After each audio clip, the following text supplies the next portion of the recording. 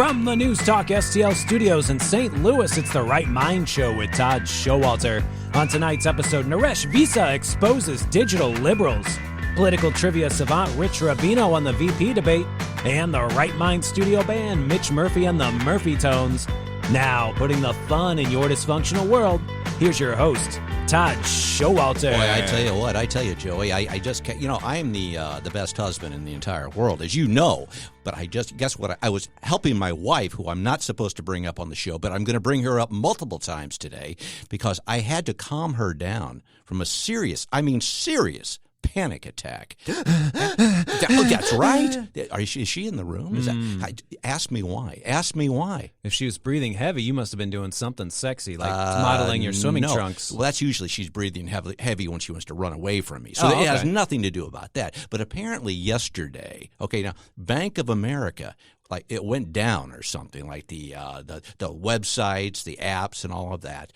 That would be a big deal. Okay? Ladies usually love that. Well, no, she didn't, and I want to tell you why. Because it prevented her from getting her manicure, her fingernails done, and it was a world crisis. Okay, and I had to calm her down, my friend. I mean, this is what she says to me. She says, "Now I know how people during the Great Depression and when the stock market crashed." She was comparing getting her not being able to get her fingernails done to the stock market crash where people were jumping out of buildings and killing themselves. I don't think it was that big of a deal, do you? Sounds like you were the cure for pettiness. The pedicure. There's some petty stuff that she was really worried about. This does not matter in the grand scheme of the world. Doesn't she know it's the most consequential election year of our lifetime?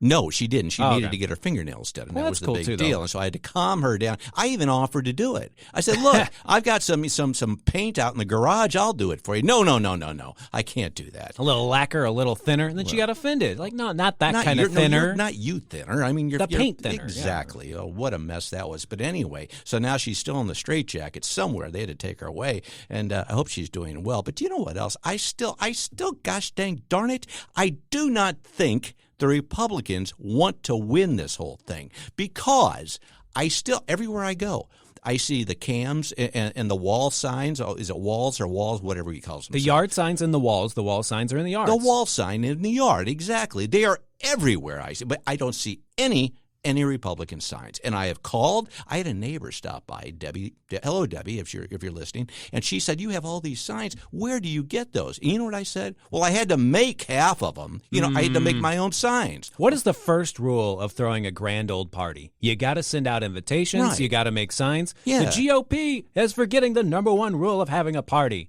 Who's going to show up if no one knows what's happening? I don't think they want to win. I really don't. I mean, you can't find signs. And I'm not just talking about Trump. I'm talking about, Hawley, you can't find. I had to call his office, okay, and they said, well, maybe down in Cape Girardeau we have some. I'm not going to drive down to Cape Girardeau. What is it? No, but I'm just flummoxed in because I am just let down with their lack of participation. I don't know if we even have enough plates, enough punch bowls, snacks. Can we get Little Debbie? Little Debbie just to deliver a few of her cakes to this grand old party we're trying to throw on November 5th. What I find funny. Little Debbie makes you Big Debbie. So why do they call her Little Debbie? It's marketing 101. Snack cake. Yeah, I don't know. What's going on with you, my friend? You have so many nuggets to bring to the show today that I want you to just jump right in. And did you want your name to be first? Because you mentioned that off the air. You said, well, we say your name first. Do you want this to be Joey V with Todd today? Because I'm fine with that. I am not a diva. Even though apparently in last week I had to sit in a different chair and I was all bent out of shape. And my wife again says, well, you were just being a diva, which I'm not. Back to you. Should we be Joey V and Todd today? No. If the show gets canceled, I wanted you to take most of the hits. Fair enough. To be my shield. Fair enough. Okay. Very exciting week that has been. I was actually at a screening last night for a movie called Saturday Night. It's about Saturday Night Live, the very first episode. Yes. It takes place the first 90 minutes before the show goes live in 1975. Yeah. And the movie takes 100 minutes to That doesn't take place. Doesn't add up. That doesn't make sense. A No, lot it of fun. doesn't. Just, Yeah. Picture a guy walking down a haunted house hallway and, everyone just yells things at him like Sure. Frankenstein, Yeah. fire. And then Dracula, he's like, blah. And then Blah. Dan Aykroyd is like, Vitamina Vegemin, or maybe that's a different show. Oh, but it was yeah. a lot of fun. The Bassomatic. Yeah, the Bassomatic. Oh, that was good. Now, I mean, was it based on all the regular people like Chevy Chase? All the and- real people, because there's this lady playing Gilda Radner. Right. But Gilda's dead in real life, so when you She see that is. lady, she gets all the credit, and you start to cry during the film. Oh, It I just- see. It's like osmosis. Like all your Gilda feelings go straight to this lady, even though all she did was have curly hair. Rosanna Dana. Rosanna Dana. Yeah, that was quite a while ago, too. They used to actually be good. Now it's Saturday Night Live. Saturday Night Live isn't good anymore. That's what people say. I still watch it. I still love the Why? show. I've signed up for tickets. So if I actually win tickets, I'm going to drop everything. This show is going to be canceled for Sure. 2 weeks. Well, it's and I'm going to close. go straight to New York and see how the fish is made, or whatever the fish is Bassomatic does. made. Yeah. Whatever the Bassomatic does. Yeah, So right. I'm excited for you to see this film because you say, I don't like funny things anymore, or No, SNL well, hasn't been funny in years. I didn't say that. I said, you have to find this show more funny because you say, this show really isn't that funny. I don't think I'll show up today. Didn't you say that? Mm-hmm. Or was that somebody else? That could have been somebody else. I don't know. But no, I'm glad that you found this funny, but it was all based on the original cast. A lot of cocaine, a lot Yeah. of smoking marijuana. Oh, boy, it was like a real crazy fest Yeah. back there behind the stages. Like corporate America, Yeah. things like that. There's Yeah. a lot of heavy lifting done by the jazz, though. There's a lot of like make By you the think something's jazz? happening. Yeah. Yeah, there's a guy beating on the drum back Beating there. on the what? Mhm, Oh, banging, okay. just Yeah, banging backstage. banging and beating. And whip cameras and stuff like Whip that. cameras. We should do behind the scenes of this show that's just like that, like 90 minutes before showtime, where you're still in wow. bed and we're texting each other what Yeah. photos we want to take the pictures for the show. Exactly. And then us driving to the station and That could be listening very to some other entertaining. podcast and Yeah. stealing their jokes. Wow, I love the idea. You just want to stop right now and do it? Yeah, because we were talking with our friend who's got that castle, the Castle Boaster, right? Oh, yes. Yeah, well, he does. Boaster's Castle. And we yeah, were he's talking got about- he's the filmmaker. He's making another film now. Making a movie in real time, just Right. like a Facebook Live. And this has inspired me. Like, this is like our version of that. Yes. 90 minutes straight through. What happens Of before us. we turn on the mics? Right. And then right before the real funny starts, Right. it ends. Live from New York on Saturday night. That's when the movie ends. Okay, so this would all be preparing for our show. It wouldn't Which be we our- don't prepare for. We really don't. We just come walk in here and because I saw you're like the guy. I trust you to make this good. I just come in here and goof off. Now, if we did do something where we had to do an hour before the show, me applying my bronzer takes about 18 minutes. Mm-hmm. Would that be 18 minutes of the actual film? Well, it would be very exciting if we have a jazz guy just beating on a drum, As and on I'm the front- spinning around you with the camera. Oh, I love this. 15 minutes will be amazingly just fast-paced to get the heart racing. Will he make it out of this alive or dead? Yeah. Well, I guess Saturday Night Live is still on, so there's no stakes. It's never Yeah. going to end. Yeah. Wow. Well, I like this. Okay, and we could shoot the whole thing on our iPhone. Even better. I don't know if it has to be true to life. The problem with Saturday Night is that it's actually happened. So Right. they can't just throw in a million jokes. With us, we could get Big Boss Jeff, Big Boss Joe to yell at us for no reason. Right. Yeah. Well, Joe yells at me all the time. Who wears shorts in a radio station? Exactly. Get the hell out of here. Put That's on what some he- slacks. It's what he says. I told you about the whole recording tape type thing. I was talking to Blake on the phone, and I said, "Hey, we're getting ready to tape the show," and he stops me in my tracks. We record radio. We don't tape it. Mm-hmm.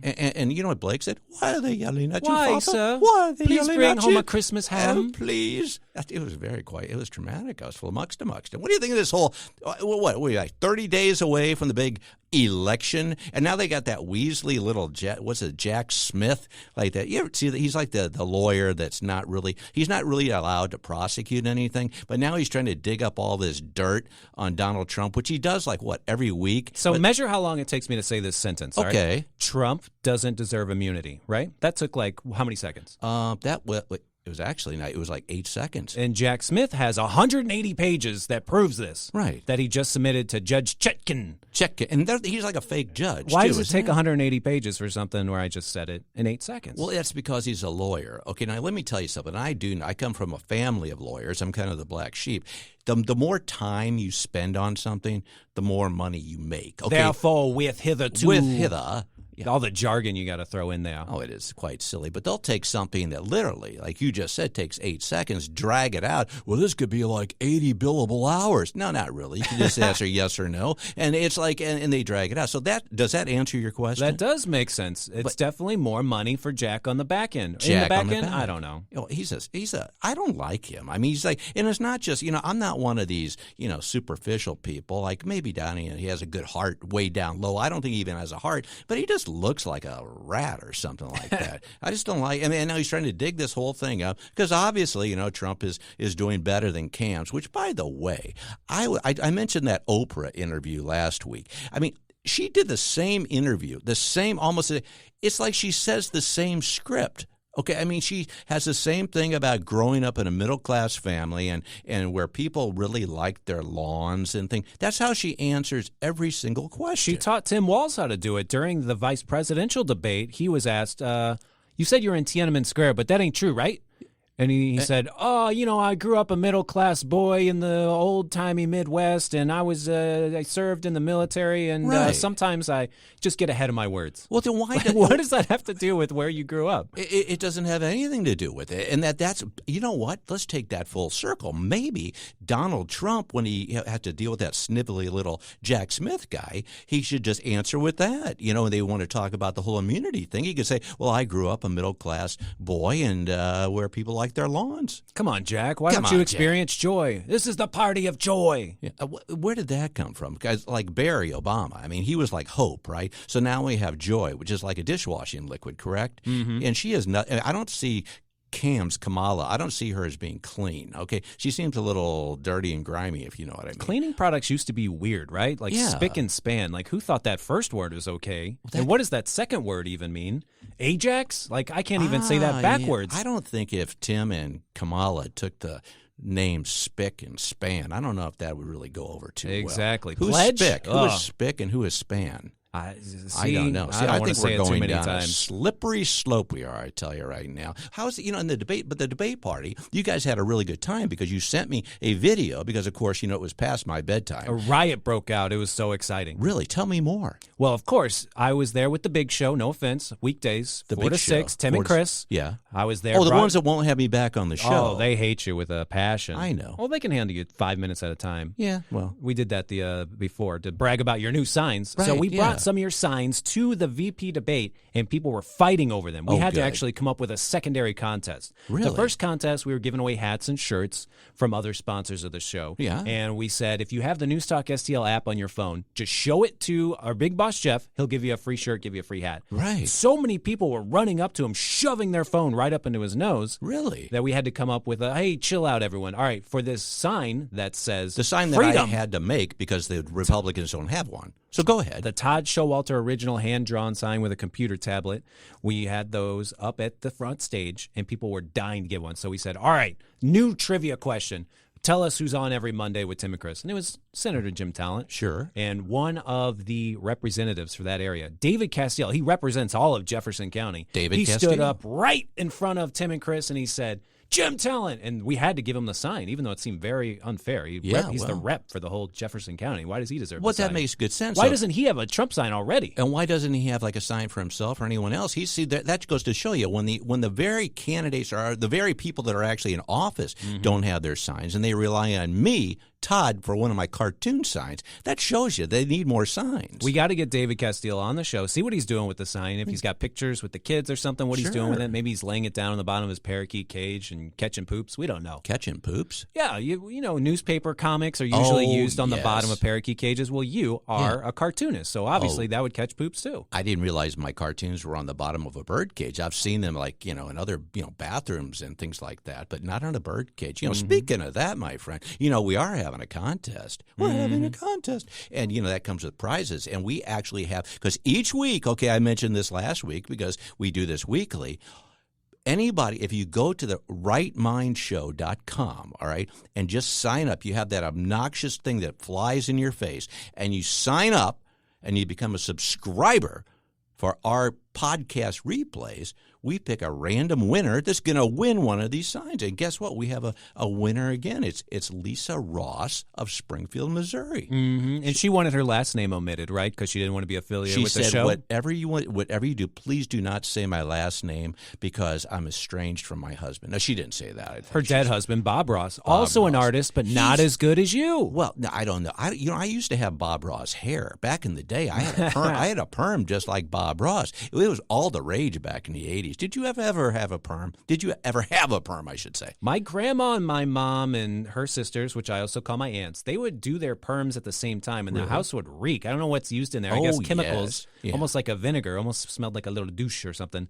And I hated a perm smells weird. That's all I'm saying. Oh, okay. And vinegar may be involved. I have no idea. No, it's not. Okay, but it just smelled up the house so bad. Yeah. I thought I never want to get involved with a perm again. Right, yeah. And so I've been avoiding them. But the little curlers, there's like hundreds of them. I don't understand how you have the patience to do that to your hair. Oh, it was quite the rage. And I had a perfect fro. I even put pencils in it. And that way I would carry my pencils in my head. Mm-hmm. I mean, in my hair. That's the artist hairdo. Everyone said that.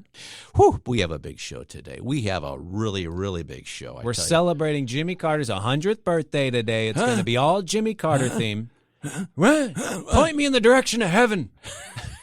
I want to go now. I like what you said. I don't want to die. Yeah, well, it's just time for you to go, Jimmy. He couldn't wait to vote for Kamala. Yeah. But then every time they show him, like, he's just drooling. Yeah, I don't think he even knows what a Kamala is. I think he thinks it's something you eat at a Mexican restaurant. Maybe it's a drink. That's Kahlua. Well, happy birthday, Mr. Peanut, if you're listening. Happy birthday, Jimmy. Yeah, pretty excited about it. We're going to have a good time. Are you going to have a good time, Joey? I've already had a good time, but let's keep this streak going. Speaking of streak, there he's running through the studio. He's late. He is. Yeah, you got an accordion, but we're not going to talk about that. Well, we will talk Very about pinchy. Oh, there he is. We're going to talk about that and a bunch of other stuff when we come back. In the meantime, I'm Todd Schowalter, along with my good buddy Joey V. This is The Right Mind Show. We'll be right back. Coming up next on The Right Mind Show with Todd Schowalter, author of Trumpbook, Naresh Vissa.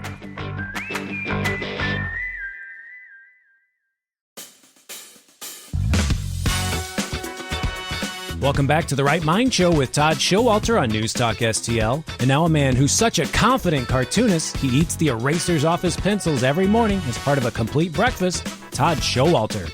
And we're back. I'm Todd Schowalter, along with my buddy Joey V. And on the line now is Naresh Vissa. As I said a minute ago, he's the author of Trumpbook, How Digital Liberals Silenced a Nation into Making America Hate Again, among other things. How are you, Naresh?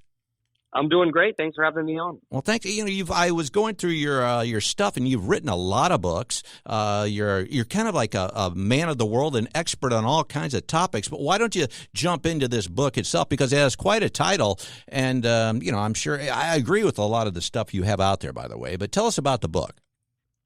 Yeah, well, before I even get to the book, my background is in technology, e-commerce, marketing, finance, accounting. I worked on Wall Street, have great experience in technology. Most of my books are about those topics. Mm-hmm. This Trump book, I got into politics thanks to Donald Trump, not because I fell in love with him and voted for him. I actually did not vote in 2016, but I was more intrigued about this candidate, Donald Trump, and why half the world and half the country specifically why they were losing their minds, why he was dominating the news cycle, every channel out there. It was just all about Donald Trump. So I started studying, looking into his online and digital social media prints. And I saw, look, the answers are right here. The guy knows how to get free advertising. He knows how to, most people pay for promotion. He gets free promotion. Mm-hmm. He's still getting it today. And so my prediction back in 2016 was he's going to win because he knows how he's a showman. He knows how to be the talk of the town and get free publicity. And most people thought, well, it's all negative publicity, so people are going to vote against him. And I said, look, there are a lot of people who there are a lot of politicians who voters don't like, and they don't even make it to Iowa. So in the case of Trump, he made it all the way. So there's got to be some type of Newton's third law, equal but opposite reaction. So the book delves into the online and digital space. It shares data. It shares research on their campaign, how great a job they did on online and social, how good a job he did. So it gets a little technical into those aspects. But I will say, because this ties into 2020,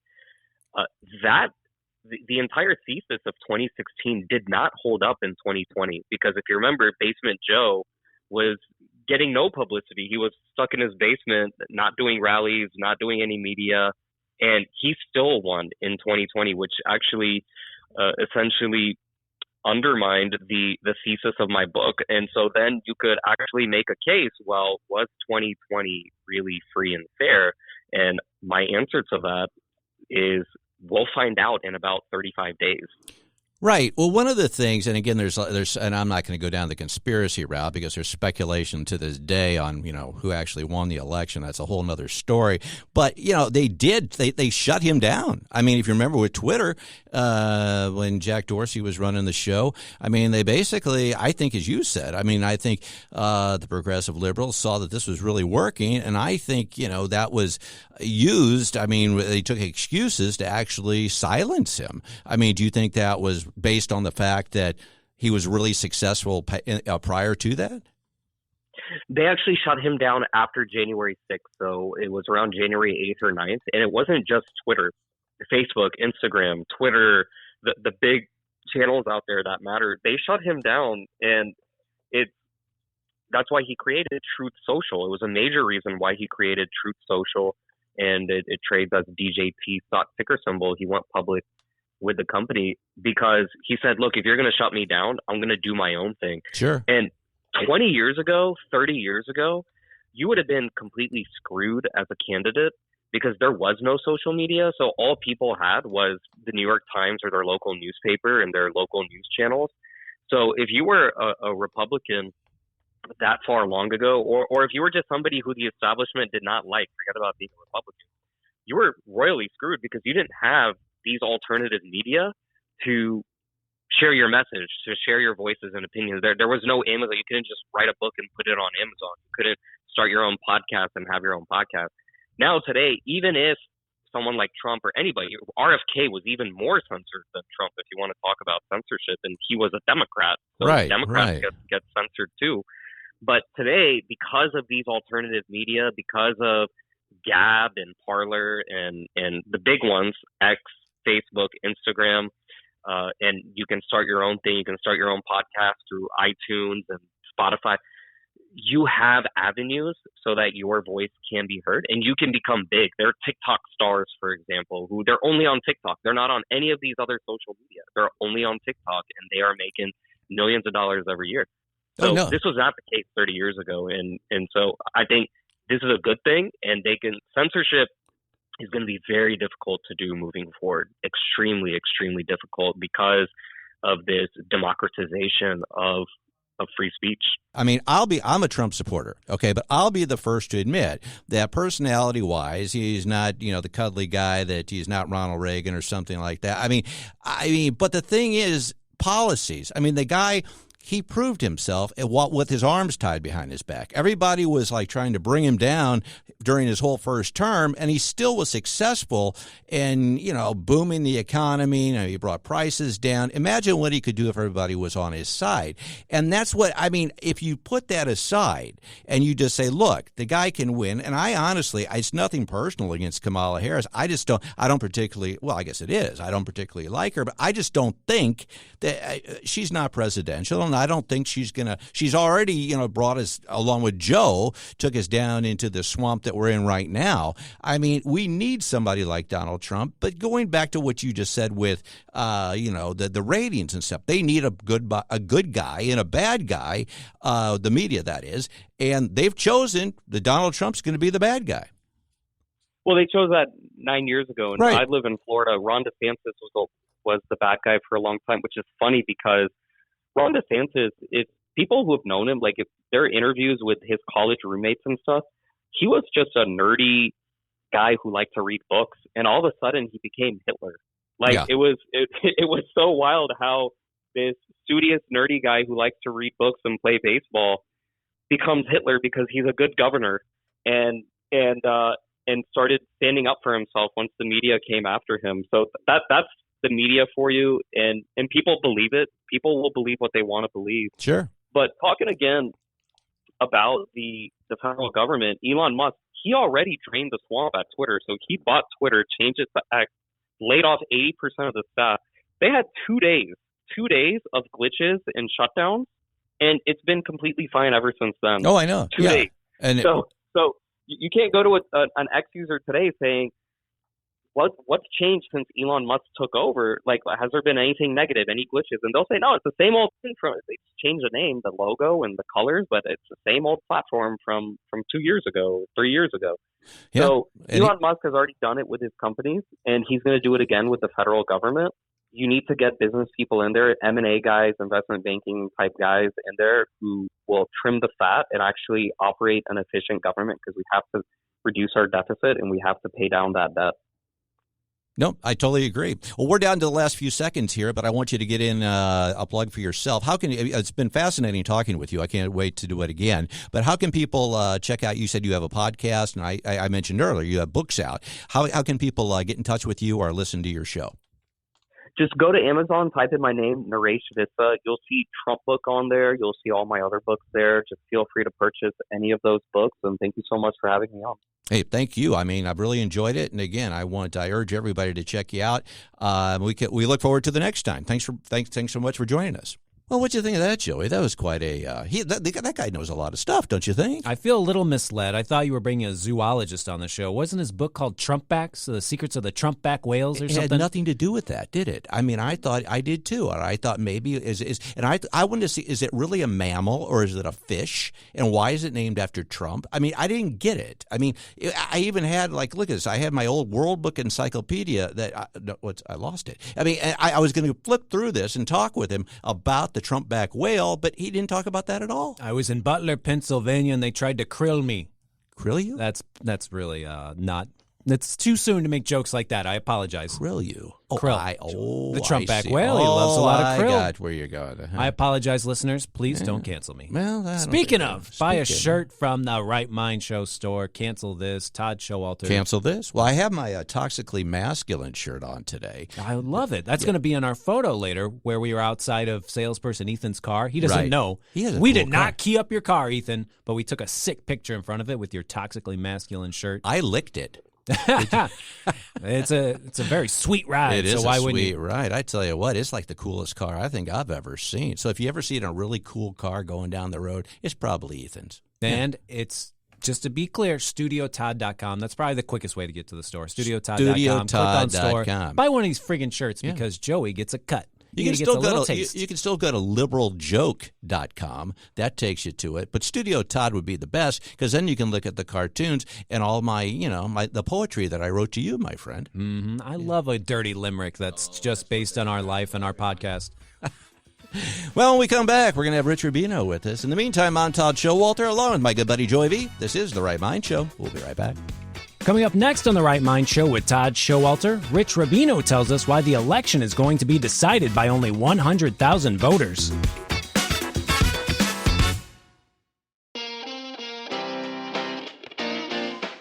Welcome back to The Right Mind Show with Todd Schowalter on NewsTalkSTL. And now a man who tried really hard to convince his wife it'd be good for their marriage if they moved to a swinger state just for the election, Todd Schowalter.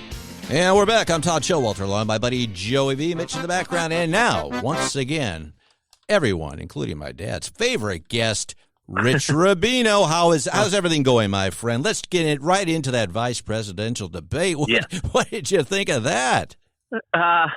It really took, I think, a country for a loop, because I was certainly expecting a lot more combative of a debate. If you watch both candidates in their previous debate performances back in 2022, when Tim Walz was running for re-election as governor of Minnesota, and when J.D. Vance was running for a Senate seat in Ohio, they were very combative. They were very combative affairs. This was extremely civil.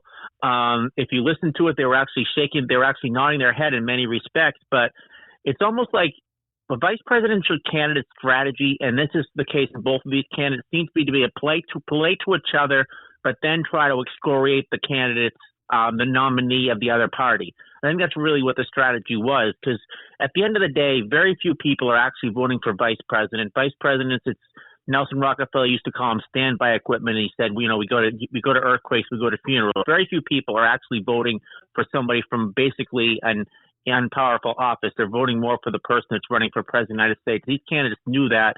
So they figured that, and my guess is in the strategy session, that they figured that it would almost be mutually assured destruction if they go after the other candidate. So consequently, they decided that they would only go after the presidential candidate and treat the other candidate, the other vice presidential candidate counterpart, like they were best buds. Yeah, and I was pleasantly surprised. I mean, and I do say surprised because you're right. I mean, it was extremely cordial. And, we compare that to the debate with Kamala and Donald Trump a few weeks ago, which was, very kind of snarky and hostile. And I was really kind of taken aback that the fact, and they were able to get into the issues. And I know that, like you said, it takes a backseat, obviously, to the presidential debates. But I kept thinking, you got to look at these guys. What if, one of them has to step in? And that's the kind of the way I looked at it. And I have to be honest with you. I think J.D. Vance came across more presidential. I think that J.D. Vance, part of the problem with J.D. Vance is that, or at least the Democrats have been trying to present him as an extremist, as somebody who is far right, if you will. J.D. Vance did not come off that way. He was able to, I think, the way that Ronald Reagan did back in 1980. When Reagan was debating Carter that year, the Democrats were trying to portray Ronald Reagan as out of the mainstream. They had one debate, and in that debate, he came off as very very moderate and reasonable. Consequently, he ended up beating Jimmy Carter in that election. Very similar in this. The Democrats have been trying to go after past statements that J.D. Vance has made on certain issues. This time around, he was very disarming. And I think that Tim Walz could have certainly attacked him. He could have said, well, why did you say what you did? Certain statements about that he said, for example, calling abortion murder, and he could have really gone after him 100%. He didn't do that. And in that respect, I think that he won. I think he won the debate just because he came off as a lot more moderate. Well, going back, I mean, everybody's talking about it, so it's the elephant in the room. I mean, this whole thing with the moderators.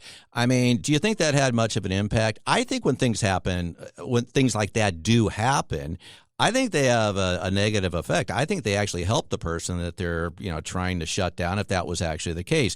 I mean, do you remember a time prior to the last couple of debates when you've really actually had moderators jump in and give their own opinions or actually, fact check? We don't even know if they're even facts.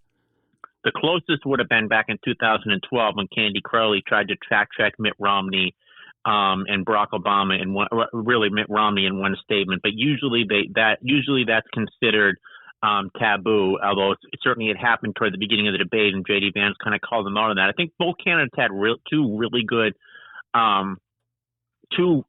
moments. For J.D. Vance, it was kind of the way he took on the moderators and said, essentially we were not supposed to be fact checking. And for Tim Walz, it was talking about democracy and talking about the threat to democracy and talking about January 6th. So they both kind of had those two remarks. It was probably better for Tim Walz just because of when his incident came, which was toward the end of the debate. And usually people remember what happens toward the end of the debate more than they remember what happens toward the beginning of the debate. I think that, minds obviously wander. So I think what happens in the last 5 minutes is obviously probably more important and critical in those tens of thousands of voters in the 7 swing states. Do you think there's anything that either one of them, from a damage standpoint, wish they could have taken back? I think that, yes, and I think it's certainly Tim Walz. I think his answer, first of all, he should have been a lot more prepared on the question about being in China during the Tiananmen Square events in 1989. Obviously, this wasn't something that came out of the blue for him. This is something that had come out a day before. He certainly was spending a lot of time huddled with his advisors. They should have had a better answer than this, other than just him going off and talking about how he served his community, and then at the end saying, "I'm a knucklehead." That was something he really, really should have prepared for. I think in J.D. Vance's case, he was very well prepared for pretty much just about every single question. But I think that him coming off the way that he did certainly benefits him. And I think that Tim Walz, I think there are many moments when he could have attacked him, but I think it was almost so disarming that they landed up having kind of a kumbaya moment in the debate. But at the end of the day, we're 2 or 3 days after the vice presidential debate, people are talking about other things, and this will really be very inconsequential. Mm-hmm. Well, we've got about 30-something days until until the big election itself. What do you think we're going to be looking at between now and then? It's basically, well, since it looks like there's going to be no debate, it's going to be rally versus rally. And it's really going to be both candidates overlapping each other, going into 7 swing states, and then perhaps that one congressional district that's competitive in Maine and Nebraska, because they do their electoral vote based on congressional districts versus winner take all. And it's just going to be candidates going back and forth. And I think that there'll be a lot of attacks. I think Donald Trump is certainly going to attack Vice President Harris. Vice President Harris is going to try to retort and attack Donald Trump. I personally would think that it would probably be better if there was at least one more moment where they were kind of both together in some sort of a debate forum. There will be, I think the closest we would have would be the Al Smith dinner, and usually both candidates appear at the Al Smith dinner in New York a couple of days before the election and make jokes about each other. But this time, Vice President Harris said that she will be campaigning in swing states at that particular point in time. But it's going to be, that's what it's going to be. It's going to be basically just rally after rally. Well, they're talking now about, they're all fighting fighting it out in the battleground states. Okay, so the battleground states, that's all we keep hearing about. Is that really all that matters? Because there's certain, we brought up with Hillary Clinton missing out on some states prior, and that may have hurt her. I mean, are they focusing so much on these battleground states that they're overlooking some other things they should be, paying attention to? Theoretically, and so figure 40 states are basically been decided. We know Massachusetts, barring a cataclysm, is going to go for Vice President Harris. We know that Idaho, we know that Texas, we know that Utah, we know that Mississippi, you just name them, these states are going to go for Donald Trump. So you figure how many states potentially is there any chance whatsoever that they could that they could be a swing state? And there are a few states that are kind of on the periphery of that. Florida is one, in part because they have Amendment 4 in there, which is up on the ballot, which would enshrine abortion rights in the state constitution. And that's going to bring out a lot of voters, particularly voters on the left, who would also come out and theoretically would also vote for Vice President Harris. So that can be a swing state, but it's really a reach state, and Vice President Harris hasn't spent that much time there. New Hampshire is another one that's a reach state for Republicans. They're spending money, and they have to spend money in the Boston market to reach Manchester, New Hampshire, and they're doing that. But it's really a state that I think that the Democrats should take. But again, it's a state that could theoretically go either way. There have been some polls in Iowa that show Vice President Harris in striking distance of winning Iowa, but my guess is she's not going to spend any money there. And then New Mexico should be a Democratic state, but it's becoming more and more purple every time. So theoretically, Republicans could spend some money there and at least try to scare the Democrats. So you take those off the table. Are there any other states that under any circumstance, assuming it's not going to be a landslide, and I'm assuming it won't be a landslide, that potentially could be competitive? And I don't see that. So you go to the rest of the equation. What states truly are competitive this time around? What were the closest states last time around? And you have Arizona and you have Nevada. Nevada's, even though it only has 6 electoral votes, it's extremely important in this election. So you have a place like Nevada. So you go in and out. In a place like Nevada, you go to Las Vegas, maybe Reno, Carson City, maybe Henderson. That's about it. You can go to Arizona, which is going to be extremely competitive. Then in the South, Georgia, where Vice President Harris and Governor Walz spent 2 days just touring the state of Georgia. And then you have North Carolina, which was the closest state Donald Trump won last time around. That's probably the hardest swing state for Vice President Harris. And then you go up north, and then you have essentially the three battleground states in the Rust Belt of Wisconsin, Pennsylvania, and Michigan. And then maybe Virginia. Virginia should be a Democratic state, but I think Trump's is putting some money into Virginia. But it really would be foolhardy with the money that they have to spend any money to try to win some sort of a reach. So what did Hillary Clinton do? What was her mistake in 2016? Her mistake was not that she didn't spend money in Wisconsin, because she did spend a lot of money in Wisconsin, but she did not visit Wisconsin.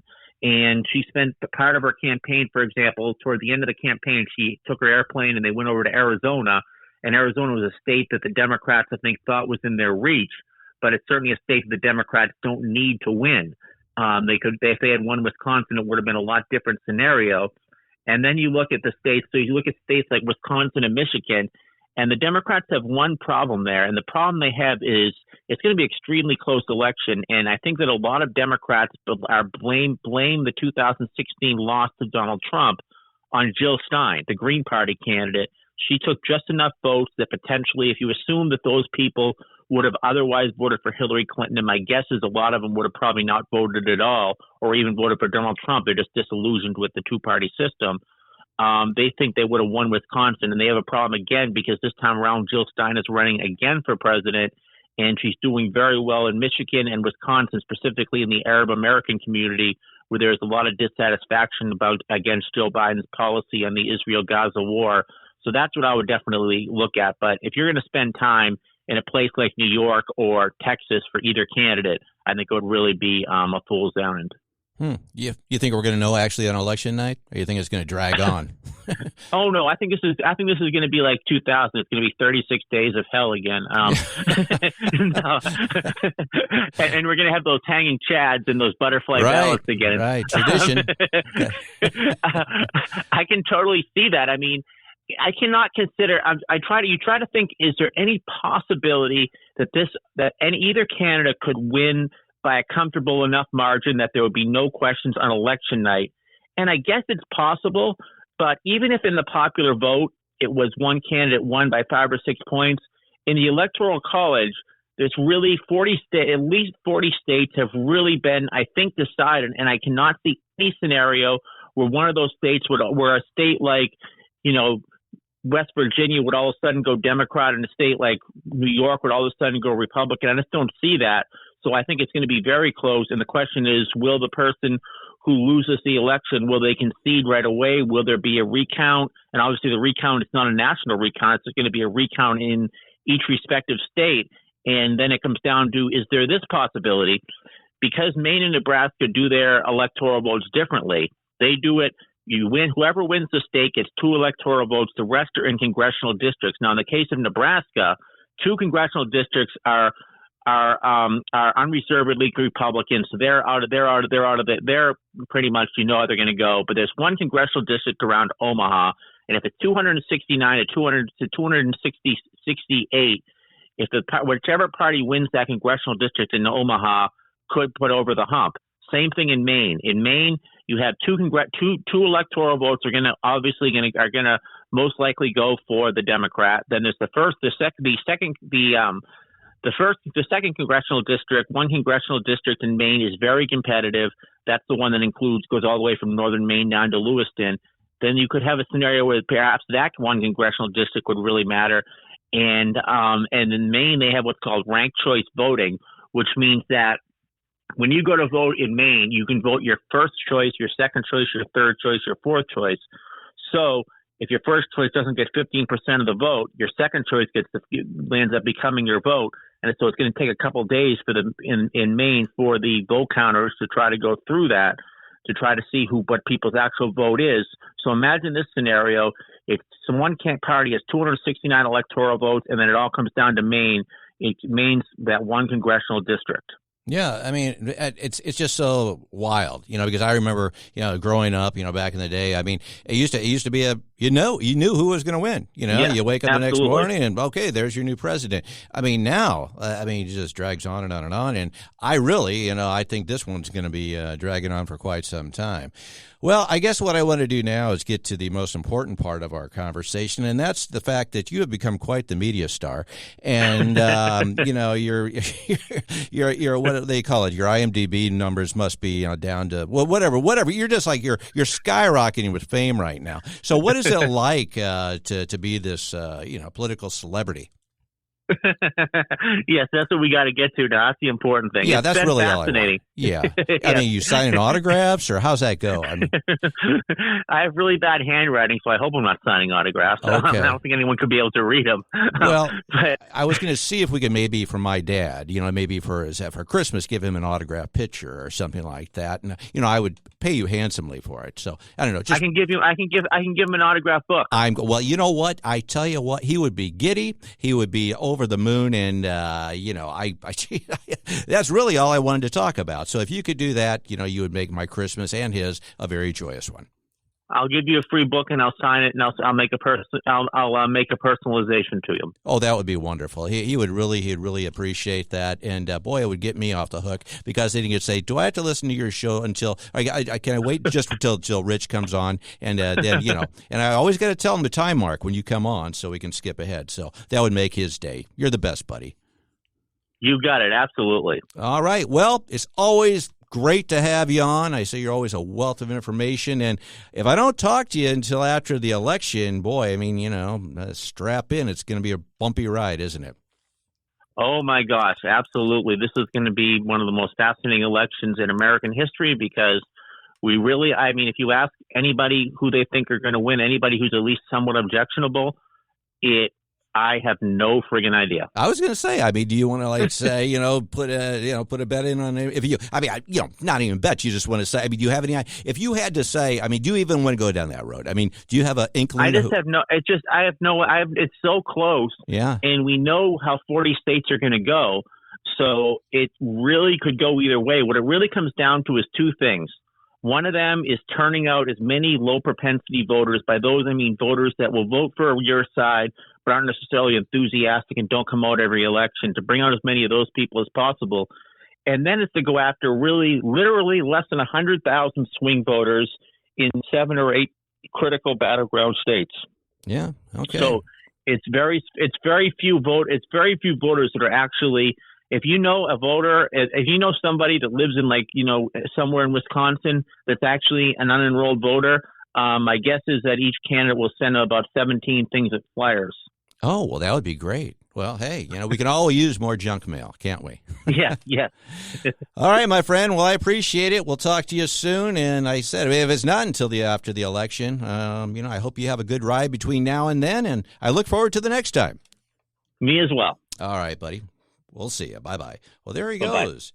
Rich Rubino, my dad's favorite, and he's one of my favorite, obviously, too. And now it looks like my Christmas shopping is all done. I went to the thrift store. I don't know if you saw that a couple of days ago, and I bought the Polka album for, my lovely wife. And so now I got my dad.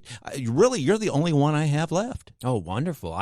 The one thing I took away from this little meeting with Rich was that if you are in Massachusetts, which is very Democratic, and you want to become the nominee and you're a Republican, you have to go to Boston Market and just start spending on whole turkeys and chickens and whatever. I thought it was ham. I think Boston Market's got it all. If you go in, I think they got biscuits, they got gravy, all of the fixins, meatloaf. So just like with our grand old party we were having, you got to have food to get out the vote. Yeah, food to get out Donald Trump went to the grocery store, started throwing out $100 bills because he wants people with full tummies to vote for. Wait a minute. He's throwing out $100 bills. Now I'll go to that one. Exactly. Which is this Aldi's or something like that, or Aldi? Is that where he was at? Mm-hmm. And it was a publicity stunt. It was the owner of the grocery store's sister was there, and he paid for her groceries. Oh, it was all. So it wasn't like him just throwing out $100 bills, but he gave her one $100 bill, and she probably had to give it back when she was done. Oh, that was kind of deceptive, don't you think? That's why we got to go up to the Aldi and just throwing out all these nuts to anybody that wants them. All these nuts. We'll buy them up and then go to the parking lot and say, vote for us. I think we should run, actually. I think, given a lot, especially if we can get Rich Rubino behind us, because now he's a skyrocketing superstar, as we are, I think, maybe to a couple of people. And, maybe we ought to put ourselves on the ballot next time around. What do you think? Yeah, of course. Dog catcher for St. Louis County. Yeah, I like that. Yeah, I like dogs. Yeah. Well, you had a good time today? I had a wonderful time. I told you that I was having a deodorant snafu. Things were irritating. They changed the formula on my last stick, and I was in pain. And then I made my girl go with me to Walmart, and we just smelled 30, 40 sticks until she picked it out. That's my top secret tip of the day.